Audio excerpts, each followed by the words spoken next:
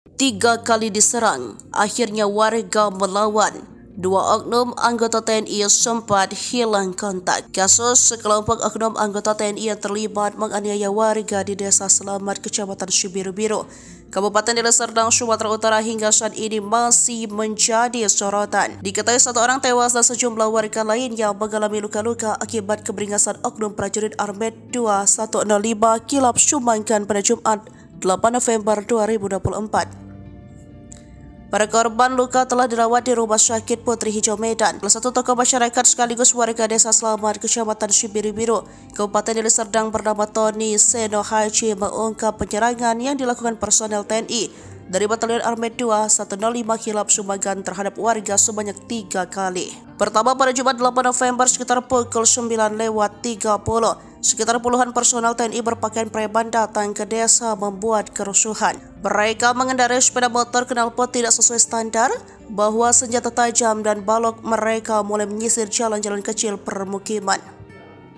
Warga pun kalang kabut menyelamatkan diri melihat keberingasan mereka karena tanpa basa-basi memukuli masyarakat. Tony Seno Haji menyebut saat datang ke permukiman mereka tidak permisi mencari siapa dan keperluan apa.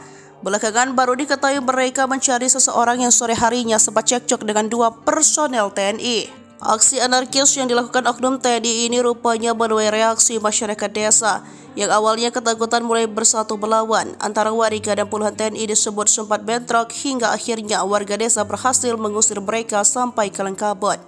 Bahkan 2 personel TNI belakangan sempat dikabarkan hilang atau terpisah dari gerombolannya. Sekitar 5 sepeda motor mereka pun sempat ditinggal begitu saja karena kalah jumlah dengan masyarakat. Beberapa waktu kemudian prajurit AD itu kembali lagi dengan jumlah yang lebih banyak, yakni sekitar ratusan.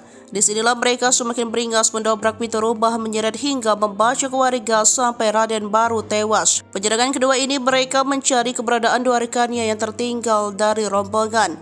Mereka mengira 2 kawannya disekap warga sehingga tidak ada di batalion. Padahal belakangan 2 prajurit tersebut ketakutan lari terbirit-birit ke kebun warga sampai akhirnya ada yang tiba ke klinik terdekat akibat luka saat bentrokan. Makanya kata Tony, personal TNI saat penyerangan mencari 2 nama rekannya sambil mendobrak pintu rumah warga. Dari penyerangan kedua yang dilakukan personal TNI ini, sebanyak 8 warga dibacok, dihajar lalu dibawa ke Batalion Armet. Mereka adalah warga berjenis kelamin laki-laki, di antaranya Rofikar Sanjaya Tarikan yang mengalami luka di kepala dan sekujur tubuhnya. Sedangkan Raden Barus sudah tewas ditusuk dan dihajar ketika dia mencari keberadaan cucunya karena khawatir akan jadi korban. Usai dibawa ke batalion, mereka dipulangkan karena mulai banyak tekanan ataupun informasi ke batalion salah sasaran. Situasi pun sempat mereda.